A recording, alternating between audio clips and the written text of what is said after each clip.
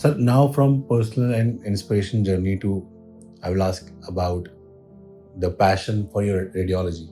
Like you said, what do you think has radiology has changed over the years in 40 years? Do you see, how do you see it today and how it was when you started it?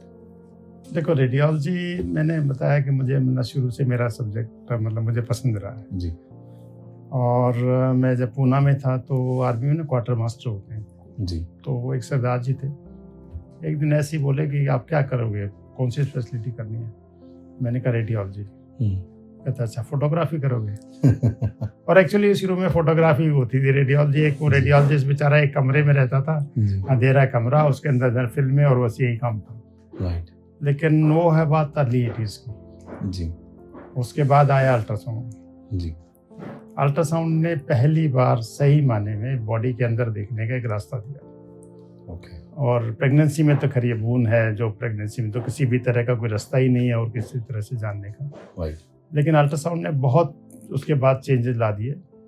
उसके बाद आया CT scan, जहाँ ultrasound नहीं देख सकता था, brain है या स्पाइन है या बोन्स हैं, वहाँ सीटी स्कैन का काफ़ी बड़ा रोल था। और फिर अल्ट्रासाउंड की तरह सीटी स्कैन भी बॉडी इमेजिंग में बहुत काम आता जी। फिर आया एमआरआई। जी। एमआरआई ने सॉफ्ट टिश्यूज को और ज़्यादा अच्छी डिटेल में दिखाना शुरू कर दिया। राइट। उसके बाद आया पेट स्कैन। जी। तो पेट स्कैन का रोल है, कैंसर वगैरह में कहीं फैल गया है, छोटे छोटे लीजन है, वो भी दिख जाते हैं। प्लस बॉडी का सेलुलर लेवल पे फंक्शन, मेटाबॉलिज्म कैसे चल रहा है, वो भी जो है ना पेट स्कैन से कई जगह हेल्प मिलती है। Nice. तो रेडियोलॉजी में तो बिल्कुल एक रेवोल्यूशन हो गया इस विषय में। राइट। तो सर, आई रिमेम्बर जब मैं आपसे पहली बार मिला था और मैं आपसे इन्फॉर्मेशन ले रहा था about the company and I was just trying to gain knowledge, तो आपने बताया था कि आपने कोई एक ऐसा मशीन हमने लगाया था जो पूरे गुड़गांव या पूरे हरियाणा में सिर्फ हमारे पास था।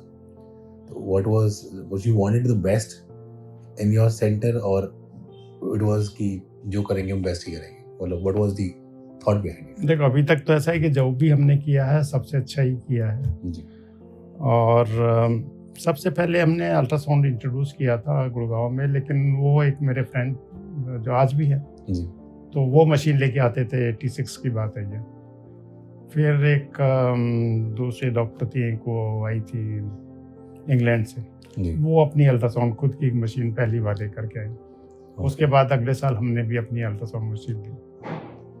लेकिन सीटी स्कैन गुड़गांव में पहला हमारा ही रहा, वैसे भी हमारा था। जी। और जब हमने सीटी स्कैन लगाया था तो स्पाइरल सीटी था, जो दिल्ली में भी 3 जगह पे अवेलेबल था। जी। तो उस तरह से जब भी लगाया हमने टॉप मोस्ट लगाया। उसके बाद मेमोग्राफी भी सिटी में पहली बार हमने इंट्रोड्यूस की, मेमोग्राफी, ओपीजी, और उसके बाद में फिर एमआरआई भी पूरे हरियाणा में पहली बार हमने लगाया था। ओके। तो उसके बाद हमने जब बीच में आग लग गई तो सीटी स्कैन थोड़ा हमारा खराब हो गया, तो उसके बाद हमने फिर डुअल स्लाइस सीटी लगाया जी। उस टाइम वो भी टॉप ऑफ द लाइन था। ओके। दिल्ली में 3 ही जगह पे वो सीटी था और एक चौथा हमारे पास था। जी। सर, आपने मेंशन कि आग लगी थी। आग मतलब व्हाट हैपेंड?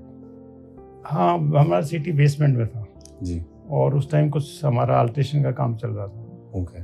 तो रात को कोई पेशेंट का सीटी हुआ और प्रोबेबली, मतलब एग्जैक्ट कारण तो हमें आज भी नहीं पता, जी।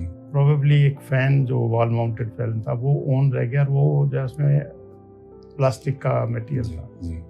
तो वो प्रोबेबली जलता हुआ नीचे सेटी पे गिरा और सेटी से फिर आग फैल। ये बात है 2003 के आसपास। ओके। तो अगेन एक बीच में ब्रेक, मतलब how did you manage that personally? मतलब आई एम श्योर जो चीज़ कोई बहुत प्यारी होती है उसमें एक खरोच भी आ जाए तो दुख देते हैं, इतना बड़ा इम्पैक्ट। नहीं, बिल्कुल वास्तव में बहुत बड़ा, क्योंकि उस टाइम हमने ना एमआरआई का भी ऑर्डर दे दिया था। जी। तो एमआरआई की एलसी खुल चुकी थी, जी। सीटी स्कैन जल गया। जी। ओह। बैंक ने सीटी के लिए फाइनेंस नहीं किया। ओह। तो 5-6 महीने हमारे पास कुछ सीटी भी नहीं था और हमें ये पता था कि एमआरआई आने के बाद तो इंस्टॉलमेंट देना मुश्किल ही है। राइट। राइट।